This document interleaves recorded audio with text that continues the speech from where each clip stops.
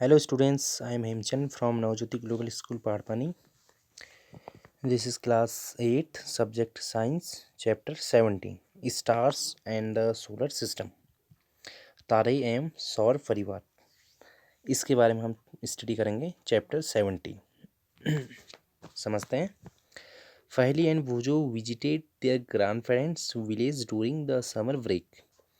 After dinner, they went on the roof of the house. It was a clear, cloudless night. They were surprised to see a large number of bright stars in the sky. They had never seen such a beautiful sky in their city. Beautiful scene in their city. क्या हुआ, गर्मियों की छुट्टियों में पहली तथा बूझो अपने पेरेंट्स जो ग्रैंड पेरेंट्स थे के गांव गए। रात्रि का भोजन करने के पश्चात वे घर की छत पर गए। उस दिन आकाश स्वच्छ था, बादल नहीं थे। वे आकाश में अत्यधिक संख्या में चमकीले तारे देखकर आश्चर्यचकित हो उठे। यहाँ पर आप देख भी सकते हैं पिक्चर्स में।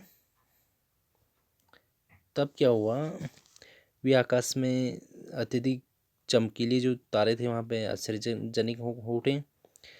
अपने शहर में उन्होंने ऐसा सुंदर दृश्य कभी नहीं देखा। आगे हम देखते हैं। पहली wondered why the village sky was so different from the night sky in big cities. Her grandfather explained that due to bright light, smoke and dust, the sky in big cities in rarely clear. पहली यह जानना चाहती थी कि जो वहाँ पे बड़े शहरों की आकाश से गांव का आकाश इतना भिन्न क्यों है। उसके दादाजी ने यह स्पष्ट किया कि चमकीले प्रकाश, धुएं तथा धूल के कारण बड़े शहरों में तो स्वच्छ आकाश विले ही जो होते हैं और दिखाई देते हैं। उन्होंने रात्रि के आकाश में कुछ आकाशीय पिंडों की पहचान कर उनसे संबंधित कहानियाँ सुनाई। और वहाँ पे कहानियाँ जब उनने सुनाई तो रात्रि क्या हुआ कि क्या ये सभी टिमटिमाते प्रतीत होते हैं। क्या आपको तारे जैसे कोई ऐसा पिंड दिखाई देता है जो टिमटिमा न रहा हो। इससे जो पिंड टिमटिमाते नहीं दिखते हुए ग्रह हैं, इसे हम बोलेंगे प्लैनेट्स। आगे हम देखते हैं। The moon is the brightest object in the night sky. The stars, the planets, the moon, and many other objects in the sky are called celestial objects. रात्रि के आकाश में सबसे अधिक प्रदीप्त पिंड चंद्रमा है। तारे, ग्रह, चंद्रमा तथा आकाश के बहुत से अन्य पिंड, इसे हम सेलेस्टियल ऑब्जेक्ट या खगोलीय पिंड कहते हैं। नेक्स्ट हम देखते हैं। नेक्स्ट टॉपिक हमारा है मून। द मून, चंद्रमा बोलेंगे, चंद्रमा, तो इसके बारे में हम पढ़ते हैं। Is there a change in the shape of the moon every day? Are there days when the shape of the moon appears to be perfectly round? Are there days when the moon can not be seen at all even in the sky is clear? क्या चंद्रमा की आकृति में प्रतिदिन परिवर्तन होता है? क्या ऐसे भी दिन हैं जब चंद्रमा की आकृति पूर्णतः गोल प्रतीत होती है? क्या ऐसे भी दिन हैं जब स्वच्छ आकाश होने पर भी चंद्रमा को नहीं देखा जा सकता? वो हम आगे देखते हैं, डिस्कस करते हैं इसके बारे में। The day on which the whole disc of the moon is visible is known as the full moon day. Thereafter, every night, the size of the bright part of the moon appears to become thinner and thinner. On the 15th day, the moon is not visible. This day is known as the new moon day. Means उस दिन को जब चंद्रमा की पूर्ण चक्रिका दिखाई देती है तो इसे पूर्णिमा कहते हैं। और इसके पश्चात प्रत्येक रात्रि को चंद्रमा का चमकीला भाग घटता चला जाता है। जब 15वें दिन चंद्रमा दिखाई नहीं पड़ता, इस दिन को अमावस्या कहते हैं।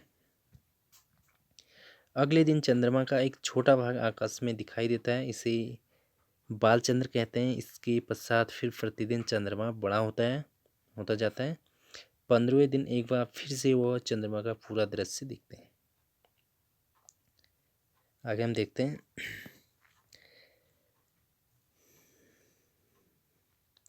The various shapes of the bright part of the moon as seen during a month are called phases of the moon. चंद्रमा की कलाओं की हमारी सामाजिक जीवन में महत्वपूर्ण भूमिका है और भारत में लगभग सभी पर्वों की चंद्रमा की कलाओं के अनुसार मनाया जाता है। और इसमें क्या होता है कि जब जैसे एग्जाम्पल के लिए हम देखें, दिवाली को अमावस्या पर मनाया जाता है, बुद्ध पूर्णिमा और गुरु नानक जयंती पूर्णिमा पर मनाई जाती है, महाशिवरात्रि को कृष्ण पक्ष की त्रयोदशी को मनाया जाता है, बालचंद्र शुक्ल पक्ष की प्रथमा के दर्शन के अगले दिन ईद उल फितर मनाई जाती है। ये एग्जाम्पल के थ्रू से हम समझ सकते हैं ज़्यादा।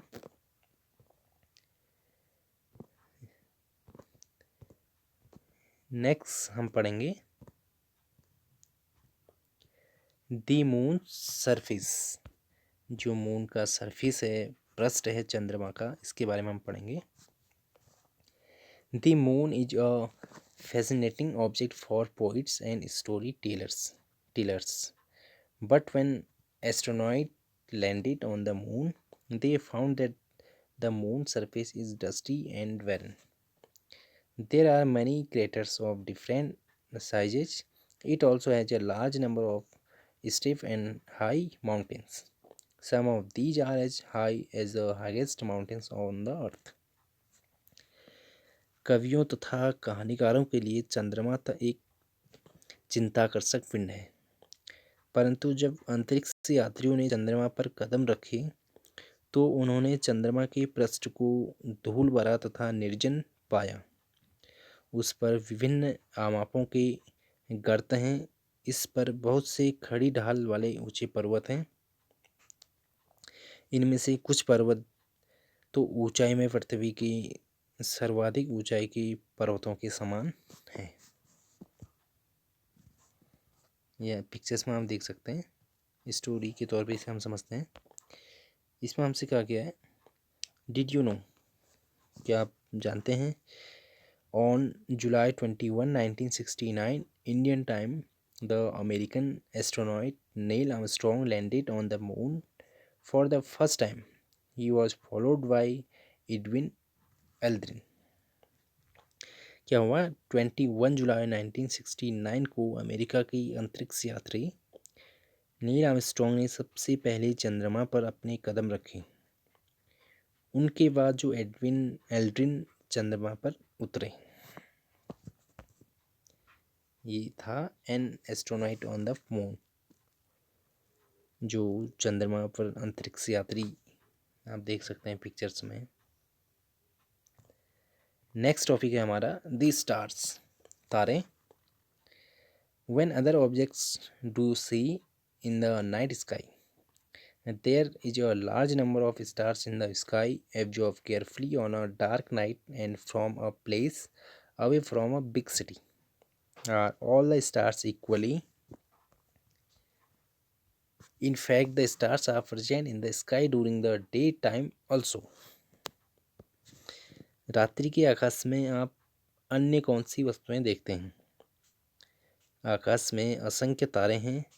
बड़े शहर से दूर किसी अंधियारी रातों को आकाश का सावधानीपूर्वक प्रशेषण कीजिए।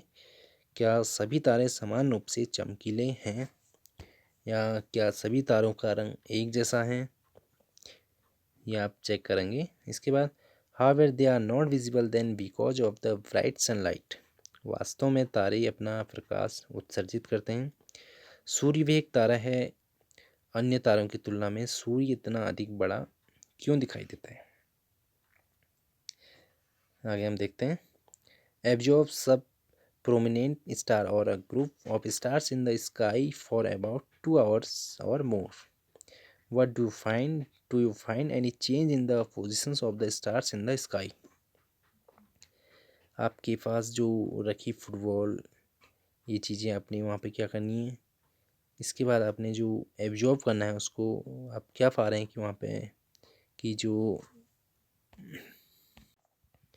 तो जब कुछ प्रमुख तारों अथवा तारों के समूह का आकाश में लगभग 2 घंटे अथवा अधिक समय तक जब वहाँ पे ऑब्जर्वेशन करेंगे तो आपको क्या पता चलता है कि आप आकाश में तारों की स्थितियों में कोई परिवर्तन होता हुए पाते हैं।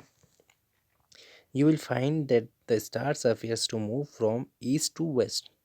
A star which rises in the east in the evening sets in the west in the early morning. Why do stars appear to move from east to west? Let us find out.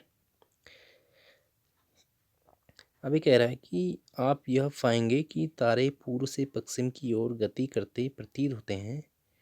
कोई तारा जो सूर्यास्त होते ही पूर्व में उदय होता है, सामान्यतः सूर्योदय से पहले ही पश्चिम में अस्त हो जाता है। तो इसके बारे में हम आगे देखेंगे। सो स्टूडेंट्स, आज की क्लास यहीं तक रहेगी। नेक्स्ट क्लास में हम अपना नेक्स्ट टॉपिक पढ़ेंगे।